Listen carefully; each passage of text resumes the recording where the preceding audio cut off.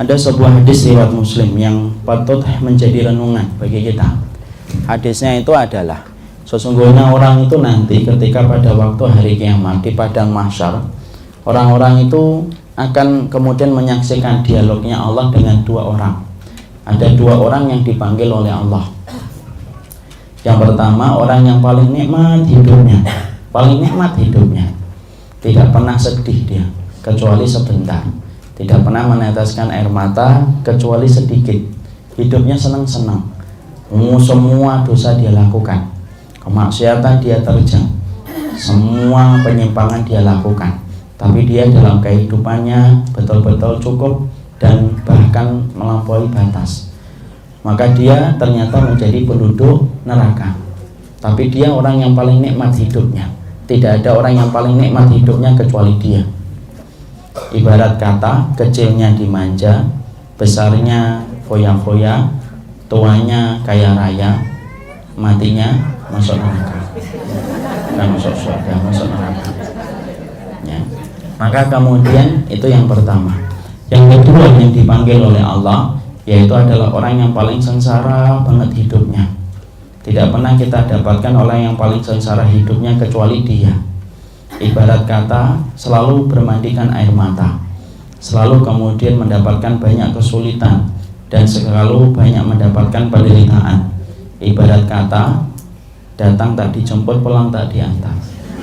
Tidak ada yang peduli tentang kedudukan dia ya, tidak ada yang peduli tentang kehidupan dia. Ngelamar akhwat, sebelum mengetok pintu sudah ditolak dari dalam pintu. Kami tidak nerima kamu. Ibarat kata semacam itu. Tapi perhatikan, dia beriman dan kemudian istiqomah.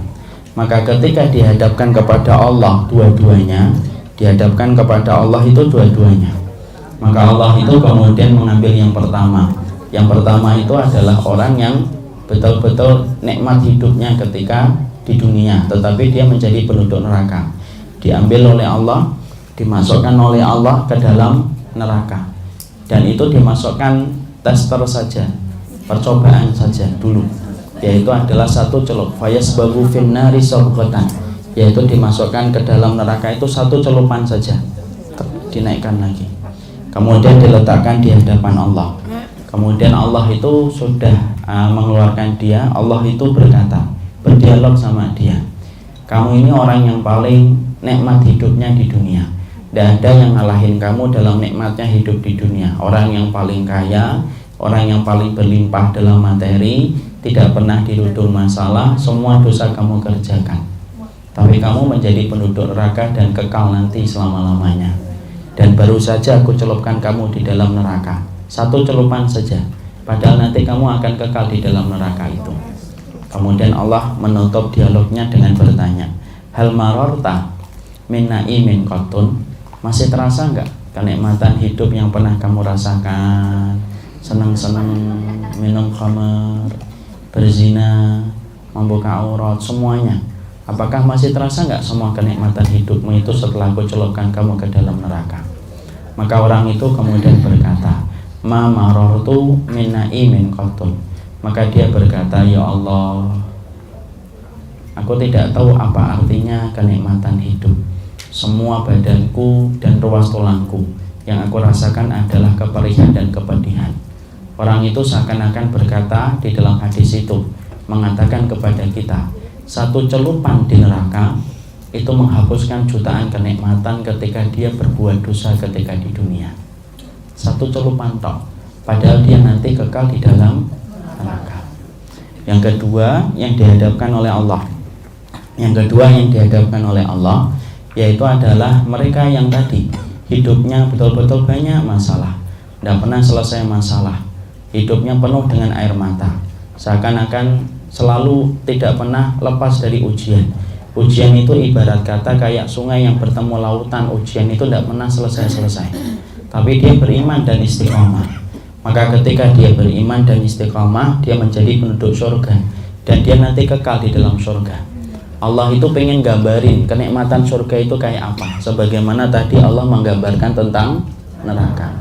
Maka Allah kemudian mengambilnya, memasukkan ia ke dalam neraka satu celupan tok, fayasbagu fil jannati sabghah, dia dimasukkan ke dalam surga satu celupan saja, padahal nantinya dia itu akan dicelupkan selama-lamanya di dalam surga itu, ditarik oleh Allah, diletakkan oleh Allah, lalu Allah itu berdialog kepadanya, kamu ini orang yang paling nikmat dalam hidupnya di dunia, orang yang paling sengsara hidupnya di dunia, kamu mendapatkan ujian yang banyak, kamu netes air matanya setiap waktu, kamu banyak perkara yang kamu harapkan tidak pernah kamu peroleh untuk ujian yang aku berikan kepadamu di dunia, tapi kamu beriman dan kamu tetap beriman kepadaku dan istiqomah, dan akhirnya kamu mendapatkan surga, dan kamu nanti akan kekal di surga. Baru saja aku celup kamu ke dalam surga, satu celupan saja, apakah masih terasa itu perihnya ketika dulu beriman kepadaku, ketika susahnya kamu beribadah kepadaku, menutup aurat, menjalankan ketaatan, masih tersisa enggak itu kemudian keperihan yang kamu rasakan? Orang itu berkata, ma marartu min bu'sin syai'an, ya Allah, aku tidak ngerti apa itu artinya penderitaan, karena seluruh sekujur tubuhku yang aku rasakan adalah kenikmatan. Seakan-akan orang itu berkata kepada kita bahwasanya seberat apapun ujian ketika kita hidup di dunia, kalau kita tetap mampu bersabar dan beriman kepada Allah, satu celupan surga itu menghapuskan jutaan kepedihan yang pernah kita rasakan dalam hidup. Orang itu kalau kemudian memikirkan surga, ibu, maka sesungguhnya kesabarannya itu akan bertambah. Tapi kalau orang itu hanya memikirkan dunia, kesabarannya pasti akan menipis, karena sesungguhnya dunia dan memikirkannya itu tidak pernah menjadi obat bagi hati. Tapi salah satu obat bagi hati adalah ketika kita memikirkan surga. Itulah yang menjadikan mampu kita sabar.